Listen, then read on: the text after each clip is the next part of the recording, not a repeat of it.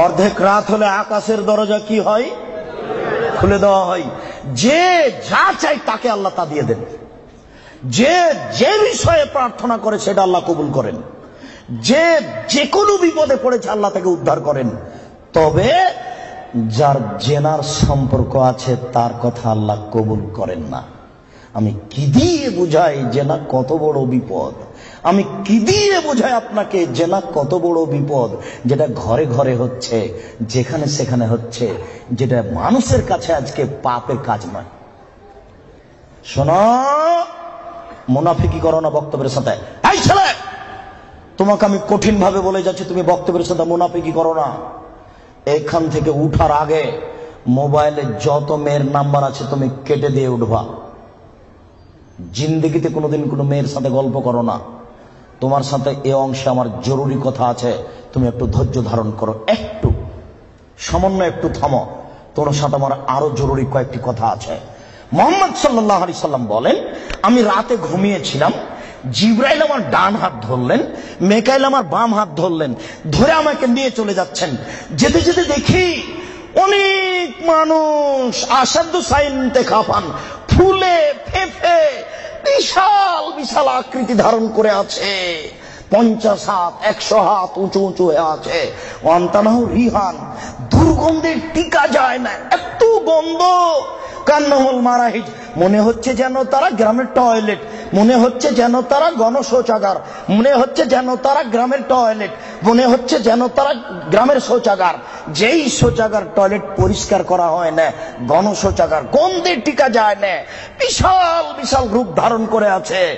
আমি বললাম, জিবরাইল মানা হলাই, এরা কে? জিবরাইল, এরা কারা? ছি ছি ছি ছি, এরা কারা? এতক্ষণে গন্ধ, এতক্ষণে ফুলে আছে।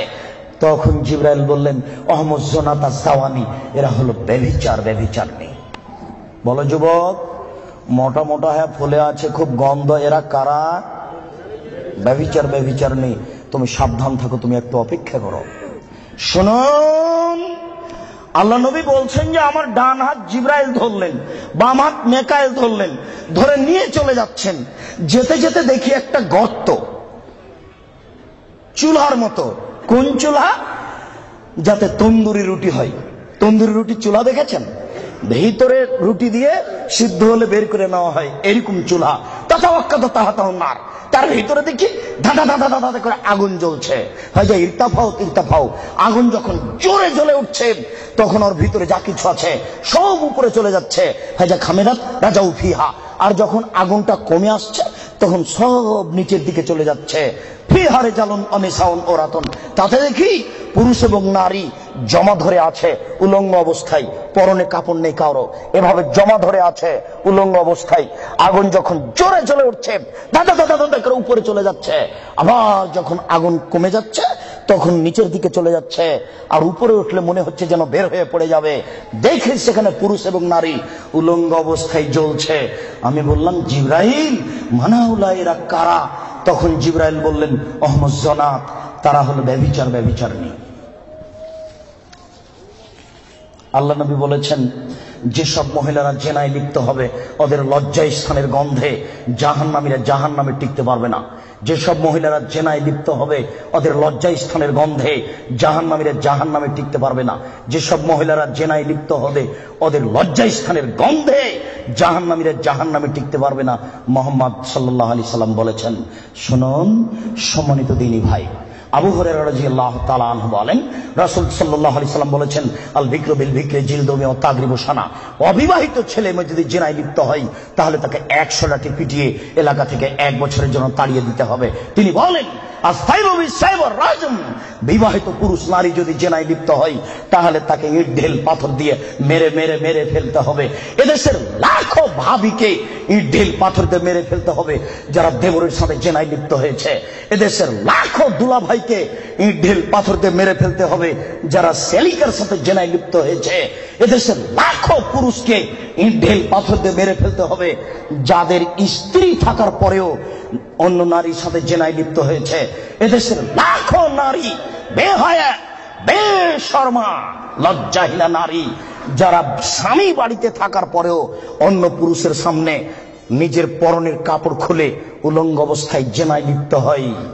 শুনুন, এদের ইট ঢেল পাথর দিয়ে মেরে মেরে মেরে ফেলতে হবে, এদের বাঁচার কোনো পথ নেই। রাসূল সাল্লাল্লাহু আলাইহি সাল্লাম বলেন, 3 শ্রেণীর মানুষকে হত্যা করতে হয়, তবে 2 শ্রেণীর মানুষের বাঁচার পথ আছে। মনে রাখুন, 3 শ্রেণীর মুসলমানকে হত্যা করতে হয়, 2 শ্রেণীর মানুষের বাঁচার পথ আছে, 1 শ্রেণীর মানুষের বাঁচার পথ নেই। এক, কেউ যদি বলে আমি কোরআন মানি না, তাহলে তাকে হত্যা করতে হবে। কেউ যদি বলে গাভীর দুধ হারাম, তাহলে তাকে হত্যা করতে হবে। কেউ যদি বলে মদ হালাল, তাহলে তাকে হত্যা করতে হবে। সরকারের পক্ষ থেকে গলায় ফাঁস দেওয়া হয়েছে, ফাঁস টান টান, তখন বলছে বলেছে আমার ভুল হয়েছে, আমি কথা ফিরিয়ে নিলাম, তাহলে তাকে আর ফাঁসি দিতে হবে না, নামিয়ে নিতে হবে, বেঁচে গেল। পাপ করেছিল হত্যার যোগ্য। আমি বুঝাতে পারলাম না মনে হয়। 2, কেউ যদি কাউকে হত্যা করে, তাহলে তাকে হত্যা করতে হবে, এর নাম কিসাস। এই ছেলে, তোমার দাদার বয়স 90 বছর, তাহাজ্জুদ পড়ে ফজরের টাইমে বের হচ্ছিল, মসজিদে নামাজ পড়তে যাবে।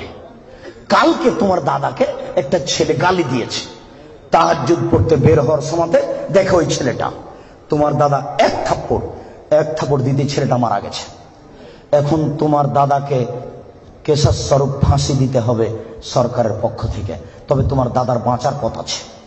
ওই ছেলেটার বাপ মা যদি বলে আচ্ছা যাক আমাদের ছেলেকে মেরেছে আমরা মারবো না, তাহলে তোমার দাদা বেঁচে গেলেন। কথা কি বুঝাতে পেরেছি? 3, রাজুলুন জানা বাদায় হেসানিন, কে যদি বিবাহ করার পরে জেনায় লিপ্ত হয়, তাহলে তাকে হত্যা করতে হবে, তার বাঁচার কোনো পথ নেই। কেউ যদি বিবাহ করার পরে জেনায় লিপ্ত হয়, তাহলে তাকে হত্যা করতে হবে, তার বাঁচার পথ নেই। একটু জাতের মিন গামে দিয়ে গামের সম্প্রদায়ের একজন মহিলা আসলো, আল্লাহ রাসূলের দরবারে এসে বলছে, তাহিরনি ইয়া রাসূলুল্লাহ, হে আল্লাহ রাসূল, আপনি আমাকে পবিত্র করুন। তখন আল্লাহ রাসূল বললেন, ইরজি, বাড়ি তুমি ফিরে যাও, আস্তাগফিরুল্লাহ, আল্লাহর নিকটে ক্ষমা চাও, ও তুবি ইলাইহি, তুমি তওবা করো, তোমার পাপ ক্ষমা হয়ে যাবে।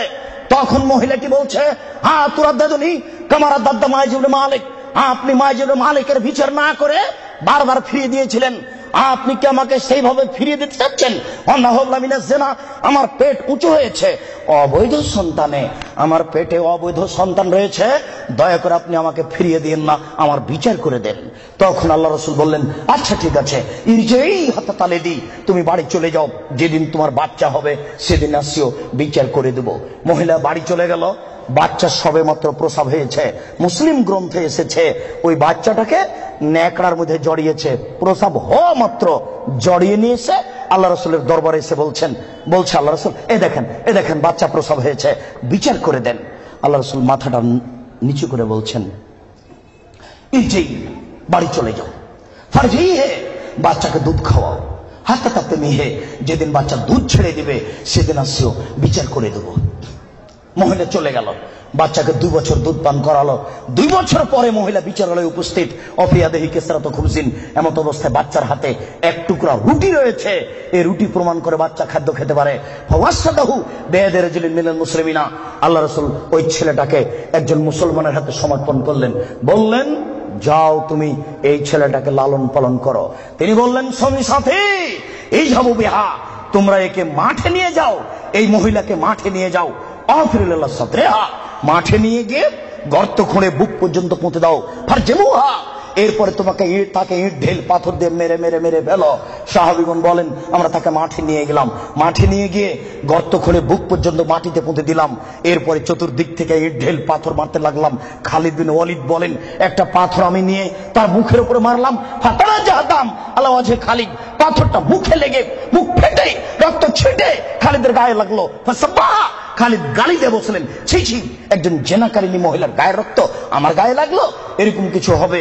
আল্লাহ রাসূল বললেন, মারে রে খালিদ, তুমি গালি দিও না, লাগা তাওবা তাওবাতান লাউ তাওয়া সায়মাকসিন লা গফিরা লাহু। এই মহিলা আল্লাহর দরবারে এত ক্ষমা ভিক্ষা চেয়েছে, এই মহিলা আল্লাহর দরবারে এত কান্নাকাটি করেছে। পৃথিবীর বড় থেকে বড় পাপী যদি এইভাবে কান্নাকাটি করে, তাহলে তার পাপ ক্ষমা হয়ে যাবে। খালিদ, তুমি একে গালি দিও না, দুঃখিত, আপনাকে আমি কি দিয়ে বুঝাই? পৃথিবীর সবচেয়ে বড় পাওয়ারফুল মানুষ হচ্ছেন মুহাম্মদ সাল্লাল্লাহু আলাইহি সাল্লাম। পৃথিবীর ইতিহাসে এত বড় পাওয়ারফুল মানুষ কেউ জন্ম নেয়নি, কিয়ামত পর্যন্ত কেউ নিবে না। জান্নাতের গেটে বড় অক্ষরে লেখা আছে, সর্বপ্রথমে যিনি জান্নাতে প্রবেশ করবেন তিনি হলেন মুহাম্মদ সাল্লাল্লাহু আলাইহি সাল্লাম। জান্নাতের ভিতরে একটা ঘর আছে, সেই ঘরের ভিতর দিকে একজন ফেরেশতাকে দাঁড় করে রাখা হয়েছে, এখনো উপস্থিত। তাকে বলা হয়েছে, কেউ যদি বাহির থেকে এসে ঠক ঠক করে শব্দ দেয়, কে যদি বাহির থেকে বলে মুহাম্মদ, তাহলে এই দরজা খুলে দিও। এই ঘর মোহাম্মদ ছাড়া কারোর জন্য খোলা হবে না। আপনাকে আমি কি দিয়ে বুঝাই মোহাম্মদ সাল্লাল্লাহু আলাইহি সাল্লাম কত বড় পাওয়ারফুল মানুষ। বিচারের মাঠে ইব্রাহিম আলাইহিস সালাম বলবেন, কাদ গাজিবা আলাইয়া রাব্বি, আমার প্রতিপালক আমার উপরে রাগ করেছেন। মা গাজিবা মিন কাবলা বাদ, আমার প্রতিপালক এরকম রাগ পূর্বেও কোনোদিন করেননি, ভবিষ্যতেও কোনোদিন করবেন না। নাফসি নাফসি, আমার যে কি হয় তা আমি নিজেই বুঝি না।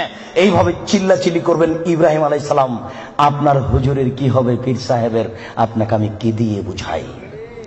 শুনুন, ওই সময়তে মোহাম্মদ সাল্লাল্লাহু আলাইহি সাল্লাম সিজদায় পড়বেন, তখন আল্লাহ বলবেন, এই ফারাসাক সালতুতা আসফাতু সাফা, মোহাম্মদ মাথা উঠান, বলেন, যা বলবেন তাই মেনে নিব, যেই কথা বলবেন আমি সে কথাই গ্রহণ করব।